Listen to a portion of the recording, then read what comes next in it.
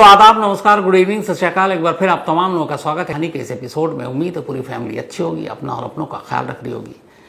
Last 2 दिनों से मैं था नहीं, बहुत सारे लोगों के मेल आए। इत्तेफाक से हुआ ये कि लास्ट मंडे को मेरी वाइफ की एक सर्जरी थी, तो सर गंगाराम अस्पताल में था और सब कुछ ठीक ठाक हो गया। मंडे की रात को मैं गया था और ट्यूसडे को पहलगाम में यह हादसा हुआ।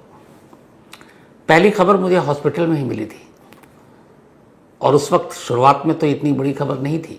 पहले यह था कि कुछ लोग घायल हुए, लेकिन जैसे जैसे वक्त बीता फिर खबर आई, फिर जो लोग मारे गए बेकसूर निहत्थे 26 तक उनकी गिनती पहुंची।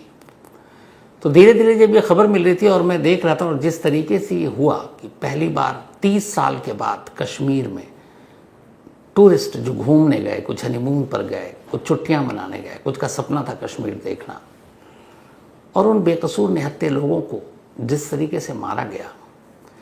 और ये खबर मैं लगातार हॉस्पिटल में बैठकर देख रहा हूं और पता कर रहा हूं। एक तरफ ये पहलगाम से खबर आ रही है और दूसरी तरफ मैं इत्तेफाक से उसी दिन सर्जरी थी 22 अप्रैल को वाइफ की। तो मैं एक ओटी यानी ऑपरेशन थिएटर से दूसरे, कभी वार्ड कभी इधर, doctor, nursing staff, ward boy, तमाम लोग थे। तो उसमें से बहुत सारे क्राइम तक फैमिली मेम्बर भी थे, बहुत सारे लोग थे जो पहचान गए। तो एक ही सवाल था कि ये क्या हुआ, कैसे हुआ। उनको ये उम्मीद थी कि शायद मैं सारी डिटेल उन्हें बताऊं। और फिर उन लोगों ने कुछ बातें की और ये पूरी जो 22 अप्रैल की तारीख थी कुछ यूं गुजरी कि मैं हॉस्पिटल में हूँ, ओटी के बाद बहुत सारे रिलेटिव खड़े, अलग अलग दिन की ऑपरेशन की बारी आनी है, परेशान, कुछ डरे सहमे से लोग, पता नहीं क्या होगा।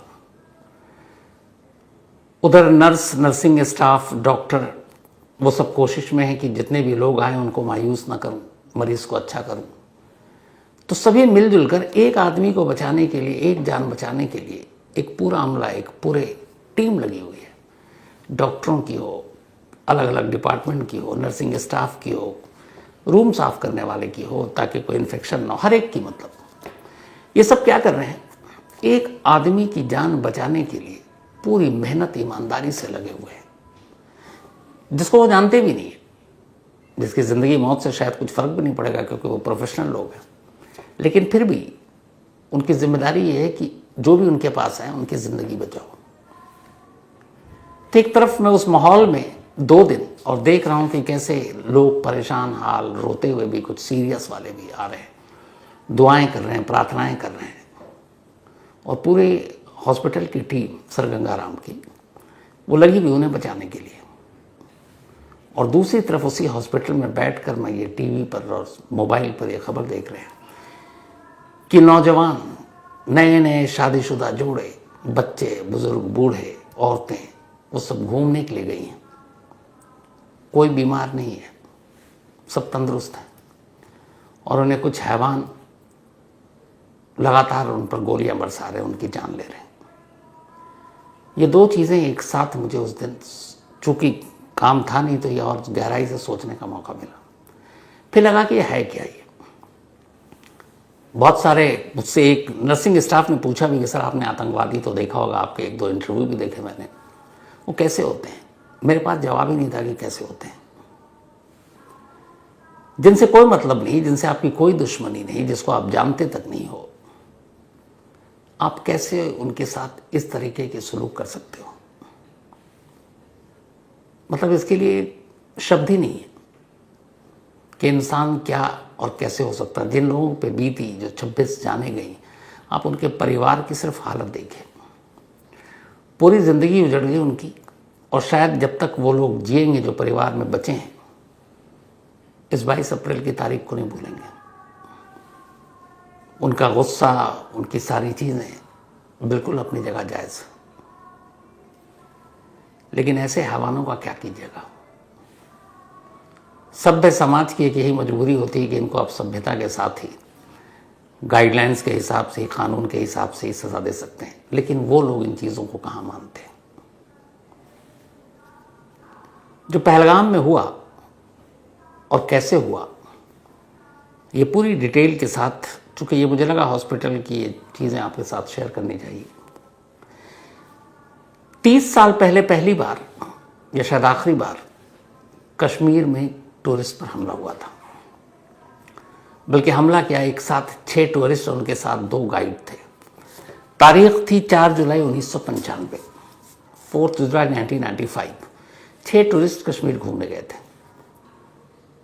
उनमें से 2 अमेरिकन थे, 2 ब्रिटिश थे, एक जर्मन स्टूडेंट था और एक नॉर्वे के एक्टर थे। ये 6 लोग थे। 6 के 6 लोगों का एक ग्रुप था, 2 गाइड थे और उनको इसी पहलगाम में घुमाने ले गए थे। 4 जुलाई 1995 को ये भी लोग पहलगाम की उसी घाटी में थे। तभी करीब 40 टेररिस्ट आए और उन 40 के 40 टेररिस्ट ने गन पॉइंट पे इन सभी को किडनैप कर लिया। किडनैप करने के बाद ये उन्हें अपने साथ ले गए। इसके बाद उन्होंने सरकार से मांग की कि अगर उस वक्त जैश ए मोहम्मद का सरगना मौलाना मसूद अजहर, जिसे बाद में कांधार में छोड़ा गया था, उस वक्त वो जेल में था। कांधार हाईजैकिंग से पहले एक कोशिश मौलाना मसूद अजहर को छुड़वाने की इसी इंसिडेंट से हुई थी, 1995 4 जुलाई। तो इन 6 विदेशी टूरिस्ट के बदले में आतंकवादियों को लगा इसमें अमेरिकन भी हैं, ब्रिटिश भी हैं, जर्मन भी हैं, नॉर्वे के भी हैं, तो भारत सरकार पर दबाव पड़ेगा और वो छोड़ देंगे, तो ले गए उठाकर। इसके बाद नेगोशिएशन शुरू हुई, बातचीत शुरू हुई, लेकिन महीना बीत गया, कुछ ब्रेकआउट हुआ नहीं। 13 अगस्त 1995 को फिर पहली बार जो नॉर्वे के एक्टर थे हैंस क्रिश्चियन ऑस्ट्रो, इनकी लाश पहलगाम से दूर एक जगह पड़ी हुई मिली। सर गायब था, सर कहीं और पड़ा हुआ था। 6 टूरिस्ट में से एक को मार दिया गया था। इसके बाद अब और तेजी आई बातचीत के लिए, बहुत सारे बीच में मीडिएटर भी पड़े, पर कोई फायदा नहीं। नॉर्वे की इस टूरिस्ट की मौत के 4 दिन के बाद 17 अगस्त 1995 को इनमें से एक जो अमेरिकन सिटीजन था, जॉन चिल्स, ये किसी तरह से आतंकवादियों को चकमा देकर उनके चंगुल से निकल भागने में कामयाब रहे। 17 अगस्त को 4 जुलाई 1995 को इनका किडनैप हुआ था। 13 अगस्त को नॉर्वे के सिटीजन को मार दिया गया। उसके 4 दिन बाद 17 अगस्त को ये अमेरिकन किसी तरह से निकल भागे। अब बचे 4 बंधक जो चारों विदेशी थे। इसके बाद कोशिश शुरू हुई। बाद में एक बयान आता है आतंकवादियों का कि अब हम, सरकार इंटरेस्टेड नहीं है, इसलिए हम कोई बातचीत नहीं करेंगे। 95 की वो तारीख है, आज 2025 में हम बैठे हैं, 30 साल हो गए हैं। बाकी के 4 बंधकों का क्या हुआ आज तक किसी को नहीं पता। बट यही है, क्योंकि वो कभी लौट कर गए नहीं घर, कभी अपने फैमिली से बात नहीं की, तो इशारा साफ था। उन 4 के 4 लोगों को मार दिया गया। इसके बाद एक ऑपरेशन चला था उसी अनंतनाग डिस्ट्रिक्ट पहलगाम के इर्द गिर्द के जंगलों में, पर कोई फायदा नहीं हुआ। 30 साल के बाद इसी पहलगाम में 22 अप्रैल को 5 से 6 आतंकवादी उस जगह पर पहुंचते हैं जो पहलगाम का सबसे खूबसूरत टूरिस्ट स्पॉट है। यहाँ पे सैलानी अमूमन चाय पीने, कहवा पीने, कोल्ड ड्रिंक लेने, रिफ्रेशमेंट लेने के लिए आते हैं। वहाँ कुर्सियाँ भी होती हैं, आप बैठे हैं, थोड़ा पास में नहर बह रही है, उसे देखें, खूबसूरत मंजर है। कई बार मैं इस जगह पर गया हूँ पहलगाम में। तो 22 अप्रैल को भी ये लोग पहुंचे थे और अचानक गोलियां चलने लगती। ये लोग कौन थे, कैसे आए, जो अब तक की इन्वेस्टिगेशन हुई है वही कहानी आज आपके सामने है। असल में ये जो पहलगाम का एरिया है, इसके इर्द गिर्द चारों तरफ जंगल ही जंगल है, और जंगल भी ऐसे नहीं, घने जंगल। इन जंगलों के ऊपर की खासियत यह है कि सर्दी के महीने में यहाँ बर्फ़ पड़ती है, 10 फुट गहरी तक बर्फ़ हो जाती है। तो सर्दियों में इस बर्फ़ के बीच में रहना बड़ा मुश्किल होता है इंसानी ज़िंदगी का। टेररिस्ट के लिए सबसे सेफ जगह मानी जाती है जंगल, और ये जंगल भी इतना फैला हुआ है कि ये पहलगाम से होते हुए अनंतनाग डिस्ट्रिक्ट के त्राल तक चला जाए। तो जब सर्दी पड़नी शुरू होती है तो इस जंगल में जितने भी आतंकवादी पनाह लिए होते हैं वो नीचे उतर जाते हैं। कुछ जो सरहद पार से आते हैं वो सरहद पार लौट जाते हैं। जो लोकल हैं वो लोकल अपने अपने घरों को लौट जाते हैं। जैसे ही सर्दी खत्म है और अब गर्मी की आमद, अब गर्मी शुरू होने वाली होती है, सरहद पार से घुसपैठ शुरू होती है और ये आतंकवादी जंगल में पहुंच जाते हैं। इनकी पूरी ट्रेनिंग ऐसी होती है कि न ये सड़क का इस्तेमाल करते हैं, न गाड़ियों में चलते हैं, क्योंकि इन्हें पता है कि कश्मीर घाटी में जगह जगह नाकाबंदी है, वहाँ पे फोर्सेस लगी हुई हैं और आप पकड़ में आ सकते हो। तो इनकी ट्रेनिंग इस बात की होती है कि जब तुम सरहद पार से जाओगे तो तुम्हें पैदल चलना है और ये पूरा सफ़र पैदल ही काटना है। और इन्हें जंगलों में चलने की ट्रेनिंग दी जाती है और साथ ही ये भी कि जंगल में कैसे तेज़ कदम से आप चलोगे ताकि जो बाकी फोर्सेस हैं उनसे तुम आगे रहो, क्योंकि जंगल और इस पहाड़ पर गाड़ियाँ तो चल नहीं सकती। तो आपके पीछे अगर पुलिस या मिलिट्री या फोर्स भी लगी होगी तो वो भी उसी तरह से आपके पीछे पैदल पैदल आएगी। तो इनको बाकायदा पैदल चलने की ट्रेनिंग दी जाती है। एवरेज 10 मिनट में बहुत आराम से बिना तेज़ भागे हुए ये 1 किलोमीटर का सफ़र तय कर लेते हैं। घने जंगल की बात कर रहा हूँ, सीधी सीधी सड़क वाली नहीं, टेढ़ी मेढ़ी जो रास्ते होते हैं उसमें 10 मिनट में 1 किलोमीटर इनकी ट्रेनिंग का हिस्सा होता है। पाकिस्तान से 3 आतंकवादी लास्ट ईयर के एंड में पहुंचे यहां पर, जो स्केच बने। इन 3 आतंकवादियों, इन्हीं तीनों का अभी तक चेहरा हमारे पास है, यानी हमारी एजेंसियों के पास है। इनमें से एक का नाम है अबू तलहा, दूसरे का नाम है आसिफ फौजी और तीसरे का नाम है सुलेमान शाह। शायद अक्टूबर एंड में ये लोग सरहद पार से पहुंचे, क्योंकि उसके बाद ज़्यादा बर्फबारी और ये हो जाती। अब ये नीचे आते हैं। नीचे आने के बाद ये जंगल होते हुए जो कुछ बस्तियां होती हैं जहाँ इनके लोकल हैंडलर्स होते हैं, ये उन तक पहुँचते हैं। तो ये लोग पहले नीचे ही रहे। इसके बाद जैसे ही ठंड खत्म हुई, अब फरवरी के बाद गर्मी शुरू हुई, तो ये अब तक इनके छुपे होने का जो ठिकाना था वो त्राल की तरफ था। फिर ये वहाँ से निकलते हैं। एक लास्ट ईयर अंडर टनल में एक आतंकवादी हमला हुआ था, शायद अक्टूबर में ही 7 लोगों की मौत हुई थी। ये जो आतंकवादी का ग्रुप था पाकिस्तान से आया था, शक यही है कि ये इन्हीं का काम था। उस हमले के बाद ये तराल से होते हुए इधर पहुंचते हैं पहलगाम की तरफ। पहलगाम की तरफ आते हैं और छुपे रहते हैं। जंगलों में ढूंढना इन्हें बेहद मुश्किल काम है। ये अपने पास कोई गैजेट भी नहीं रखते सिवाय हथियार के। गैजेट न रखने से किसी भी तरह का, जैसे फ़ोन या कोई और ऐसी चीज़, ये पता ही नहीं चलता कि इनकी लोकेशन क्या है, ये कहाँ है। इनको जब जब किसी से कांटेक्ट करना होता है, इनकी पहले से ही फिक्स होता है कि ये कहाँ पे होगा, कहाँ मैसेज देंगे, किस पॉइंट पे मिलेंगे, क्या ज़रूरत की चीज़ें हैं। यहाँ तक कि इनकी ट्रेनिंग का पार्ट इनका खाना पीना भी होता है कि अगर जंगल में है तो जंगली चीज़ ही खाओगे। इनको ट्रेनिंग जो दी जाती है ख़ास तौर पर, ये जो जिस ग्रुप ने क्लेम किया है the resistance force TRF, Pakistani army ने ट्रेनिंग देती है। ये लश्कर तैयबा का ही एक विंग है TRF, जिसने क्लेम किया है इस हमले की जिम्मेदारी ली है। और ये बहुत पुराना संगठन नहीं है, 2019 में इसका गठन हुआ। जब कश्मीर को स्टेट से हटाकर और वहाँ 370 वाली बात आई, उसी के बाद 2019 में ख़ास तौर पर इसी 370 के ख़िलाफ़ इस ऑर्गेनाइजेशन को खड़ा किया गया। सोशल मीडिया का सहारा लेकर कश्मीर के नौजवानों को ये गुमराह करते हैं और अपने ऑर्गेनाइजेशन में शामिल करने की कोशिश करते हैं। शेख सज्जाद इस TRF का हेड है, जो इस वक्त पाकिस्तान में और वहीं से इसको ऑपरेट करता है। तो उसने इस TRF के 3 लोगों को भेजा इंडिया।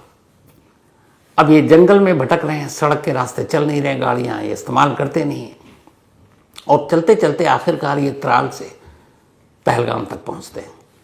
अब ये पहलगाम के जंगलों में है। यहाँ पे 2 रिपोर्ट है। पहली रिपोर्ट ये है कि जो इनको इस बार भेजा गया इन 3 लोगों को, इनका टारगेट ये था कि जो जुलाई में अमरनाथ यात्रा शुरू होती है, पहलगाम उसका मेन बेस कैंप है। पहलगाम से ही अमरनाथ की यात्रा की शुरुआत होती है। चूँकि मेन बेस कैंप है तो वहाँ पहुँचना होता है। तो इनका ये था कि तुमको मेन बेस कैंप के पर जाकर कुछ आतंकवादी घटना को अंजाम देना है। लेकिन जुलाई में अभी वक्त है, क्योंकि अभी अप्रैल का महीना चल रहा है, अभी मई जून जुलाई लगभग 3 महीने, दो महीने से ज़्यादा। अभी उसी पहलगाम के जंगल के ऊपर है। टूरिस्ट पर चूंकि 30 साल के बाद कभी हमला हुआ नहीं, तो जितनी भी हमारी सुरक्षा एजेंसियां थी वो इसको लेकर अलर्ट नहीं थी। उसकी वजह यह है कि टूरिस्ट स्पॉट जितने भी कश्मीर के हैं, चाहे वो गुलमर्ग हो, सोनमर्ग हो, पहलगाम हो, श्रीनगर हो, श्रीनगर में तो खैर फोर्स वैसे रहती है, तो कभी निशाना नहीं बनाया गया।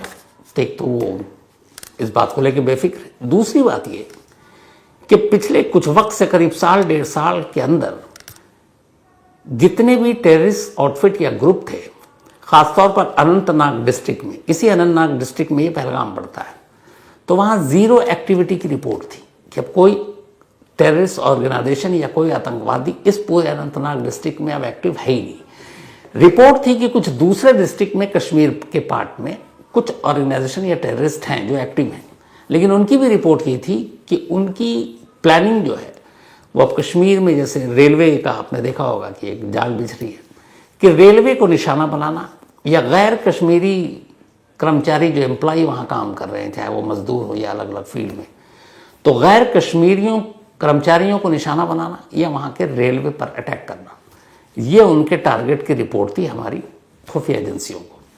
लेकिन अनंतनाग डिस्ट्रिक्ट की तमाम खुफिया एजेंसियों के पास ऐसी कोई रिपोर्ट ही नहीं थी कि किसी टूरिस्ट स्पॉट को भी निशाना बनाया जा सकता है। और 95 का जो आपको इंसिडेंट बताया विदेशियों का, उसके बाद से बहुत कुछ हुआ, बहुत सारे आतंकवादी हमले हुए कश्मीर में, लेकिन टूरिस्ट स्पॉट को निशाना नहीं बनाया गया, टूरिस्टों को निशाना नहीं बनाया गया। उसकी वजह एक ये भी है कि इसमें 3 पाकिस्तानी थे, लेकिन साथ में 2 लोकल कश्मीरी टेररिस्ट भी इन्वॉल्व थे, और ये 2 वो थे जो 2017 में पाकिस्तान गए। उन्होंने बाकायदा TRF के मेंबर के साथ ट्रेनिंग ली और लास्ट ईयर यानी 2024 में ये वापस लौटे, और वापस जो लौटे तो अंदेशा यही है कि इन 3 पाकिस्तानी टेररिस्ट के साथ ही ये लौटे, इनके लोकल गाइड बनकर, क्योंकि इन्हें पता था जंगल का रास्ता, कहाँ से निकलना, कहाँ उतरना, कहाँ छुपना है, कहाँ गुम होना है। तो लास्ट ईयर ये लौटे थे। तो इसके बाद अब ये पहलगाम के पास थे। सुरक्षा एजेंसियों के पास कोई इनपुट नहीं थी, क्योंकि टूरिस्ट के साथ कभी ऐसा हुआ नहीं, और पहलगाम जैसा खासतौर पर जहाँ हमेशा भीड़ होती है। अब ये जो इलाका था जहाँ पर ये सारे टूरिस्ट जमा हुए थे, ये घाटी का एक हिस्सा है उसी पहलगाम का। यहाँ जाने के लिए सिर्फ आप या तो पैदल जा सकते हैं या आप घोड़े पे जा सकते हैं, जो वहाँ खच्चर चलते हैं कश्मीर में, श्रीनगर में।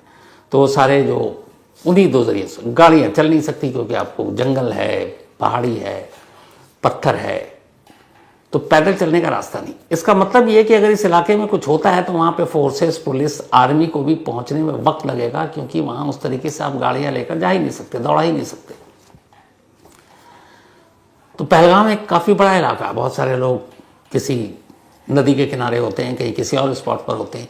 ये जिस स्पॉट को इन्होंने चुना वो स्पॉट ऐसा था कि वहाँ पे लोग जब घूमने आते, थक जाते, तो वहाँ स्नैक्स के लिए, रिफ्रेशमेंट के लिए चाय, कॉफ़ी, कहवा, कोल्ड ड्रिंक या फिर बाकी कुछ खाने पीने के लिए, इसीलिए वहाँ पे बहुत सारे रेस्टोरेंट थे, बाकायदा वहाँ कुर्सियाँ लगी थी, लोग वहाँ पे फोटोग्राफी करते, सीनरी अच्छी थी, तो वहाँ पे एक साथ जमा होते। वरना टूरिस्ट ये होता है कि एक का ग्रुप उधर, एक उधर, सब बिखरे होते थे। ये वो जगह थी जहाँ पर एक साथ इकट्ठा होते थे, ये उन्हें पता था। और इत्तेफाक से इसी स्पॉट से थोड़ा ऊपर ये पहाड़ी के जंगलों में छुपे हुए थे। इन्होंने उतरने के बाद शायद जो लोकल थे, रेकी भी की, रेकी करने के बाद इन्होंने ये तय किया अब ये नीचे उतरे तो उस वक्त बहुत सारे सैलानी थे, टूरिस्ट थे। अब इन्होंने अंधाधुंध गोलियां चलाई। एक नया ट्रेंड ये हो गया कि आजकल टेररिस्ट अटैक के दौरान जो टेररिस्ट होते हैं वो बॉडी कैमरा लिए होते हैं, बॉडी कैमरा पहने होते हैं, अपने हथियार पर कैमरा लगा लेते हैं, ताकि वो जो कर रहे हैं वो शूट कर सकें। एक तो शूट कर रहे हैं और दूसरा कैमरे में शूट करें, इसलिए करें ताकि आगे चलकर उसका प्रोपेगेंडा कर सकें, प्रचार प्रसार कर सकें अपने संगठन का। तो यहाँ भी ये लोग लेकर चले, बॉडी कैमरा भी था, इनके गन पे भी कैमरा था, हथियार पर। लेकिन सोशल मीडिया पे जो बहुत सारी तस्वीरें आ रही हैं इस शूट आउट के बाद की, उनमें से उस बॉडी कैमरे की तस्वीरें शायद नहीं है। सुरक्षा एजेंसियों का कहना है कि वो सब दूसरी तस्वीरें हैं, टेररिस्ट के बॉडी कैमरा या फिर उनके हथियार से लिए गए वो तस्वीर नहीं है। अब जब ये शूट कर रहे थे तो चूँकि बहुत सारे वहाँ पे लोग थे जो वहाँ के कर्मचारी थे, मुलाजिम थे, वो भी थे, लोकल कश्मीरी भी थे, गाइड भी थे, घोड़े वाला भी था, सैलानी भी थे, तो आपस में बात भी कर रहे थे ज़ोर ज़ोर से गोली चलाते वक्त। तो जो बात कर रहे थे 5 लोग, उनमें से 3 की बोली और भाषा एक जैसी थी और 2 की एक जैसी थी। जो 3 मेन टेररिस्ट बात कर रहे थे उर्दू में बात कर रहे थे, वो उर्दू जो पाकिस्तान में बोली जाती है, वैसी उर्दू हमारे देश में भी नहीं बोली जाती, इंडिया में। तो उनकी बोलचाल से वहां के लोकल कश्मीरी को यह पता चल गया था कि ये पाकिस्तानी है और ये कश्मीरी नहीं है। लेकिन जो दो बाकी थे, जो बाकी बचे हुए दो, वो बात कर रहे थे कश्मीरी और वो भी लोकल कश्मीरी। तो बाकी जो वहां पे लोकल कश्मीरी थे उन्होंने उन दोनों की बोलचाल से ये पकड़ लिया कि ये लोकल है। इसीलिए इंसिडेंट के बाद जब पूछताछ हुई और सारे चश्मदीदों को बुलाए गए, तब पहली बार ये खुलासा हुआ कि इस अटैक में 2 लोकल मिलिटेंट शामिल थे और वो दोनों कश्मीरी थे, जबकि 3 पाकिस्तानी थे। और फिर चश्मदीदों के हवाले से ही उनके स्केच बनाए गए। अब ये सब हो गया, लेकिन इसके बाद क्या हुआ? जब ये हमला हुआ, मुश्किल से 10 मिनट में उन्होंने अंधाधुंध गोलियां चलाई और 10 मिनट के बाद ये जिस रास्ते से आए थे उसी रास्ते से उन्हें पता था कि 10 मिनट के बाद यहाँ पे फोर्सेस भी पहुंचेगी, बाकी चीज़ें भी होंगी। तो उसी पहलगाम से उसी जंगल के अंदर दाखिल हो गए और जंगल के अंदर घुसने के बाद ये वहां से गुम। अब हमारी फोर्सेस और बाकी लोगों के सामने दिक्कत ये होती है कि चूंकि जंगल में ये लोगों को चलने की पूरी ट्रेनिंग है, आदि हैं, और कई बार मुखबिर ने खबर दी कई टेररिस्ट ऑर्गेनाइजेशन या टेररिस्ट के होने की कि इस वक्त अनंतनाग डिस्ट्रिक्ट के किसी जंगल में, वो तराल में है, वो सोनमर्ग की तरफ उधर से आगे हैं, कहीं और है। लेकिन जब तक ये खबर मिलती है और हमारी टीम वहाँ पहुँचती है, तब तक ये अपनी जगह बदल चुके होते हैं और जगह बहुत तेज़ी से बदलते हैं, क्योंकि अगर 10 मिनट के अंदर 1 किलोमीटर का सफ़र तय कर रहे हैं तो आप समझिए। और जब ऐसे सिचुएशन में खुद टेररिस्ट को पता चलता है कि फोर्सेस को भनक लग गई, वो आ रहे हैं, तो यार ऊंचाई की तरफ जाते हैं और ऊंचाई की तरफ जाना और मुश्किल होता है। नहीं, ये भी ट्रेनिंग होती कि -10 डिग्री टेम्परेचर में भी उस जगह को छोड़ते नहीं और वहाँ सर्वाइव करते हैं। तो इस वक्त भी यही है रिपोर्ट आखिरी कि ये लोग जंगल में हैं, लेकिन ये जंगल इतना विशाल है, इतना बड़ा है कि इस जंगल को खंगालने में ही काफ़ी वक्त लग जाता है। अब कई बार ऐसा होता है कि खाने पीने या बाकी की चीज़ें लेने के लिए लोग नीचे आएंगे, लेकिन इनकी ट्रेनिंग का पार्ट ये भी है कि खाना पीना भी ये सब जंगल के हिसाब से कर लेंगे। तो हमारी जो मिलिट्री की टीम है, हमारी जो बाकी टीमें हैं, इस वक्त जंगल में भी सर्च ऑपरेशन चला रही हैं। 22 को ही ये हुआ था, आज 24 है, काफ़ी घंटे बीत चुके हैं। तो ये किस किस रूट से कहाँ कहाँ या कितने ऊंचाई पर या कितने नीचे जा सकते हैं, इन सारी चीज़ों का एक आकलन किया जा रहा है बाकायदा मैप के ज़रिए। और ये कोशिश की जा रही है कि इससे पहले कि ये गुम हो जाए, इन्हें दबोच लिया जाए। तो टीम लगी हुई है और उम्मीद यही है इन्हें पकड़ा जाना चाहिए, इन्हें इनके किए की सज़ा जल्द से जल्द मिलनी चाहिए, क्योंकि इन्होंने जो कुछ किया है, कम से कम इंसानियत के डिक्शनरी में माफ़ी के लायक तो कुछ है ही नहीं। तो इस वक्त एनआईए को इस मामले की जांच सौंपी गई है। एनआईए की एक भारी भरकम टीम घाटी पहुंच चुकी है, जिसमें बड़े बड़े इस टीम में इंस्पेक्टर जनरल हैं, डिप्टी इंस्पेक्टर जनरल हैं, सीनियर सुपरिटेंडेंट हैं और बाकी तमाम लोग हैं। इस टीम के अलावा वहाँ की जो मिलिट्री इंटेलिजेंस है वो अपना काम कर रही है, जो जम्मू कश्मीर की लोकल पुलिस है वो एनआईए की हेल्प कर रही है, जो इंटेलिजेंस ब्यूरो यानी आईबी वो अपनी तरफ से इनपुट इकट्ठा करने की कोशिश कर रही है। और हर एक का इस वक्त बस एक ही लक्ष्य, एक ही टारगेट है, पहलगाम के इन गुनहगारों को जल्द से जल्द पकड़कर उन्हें उनके किए की सज़ा देना। बेशक देर हो रही है, लेकिन ये पकड़े ज़रूर जाएंगे।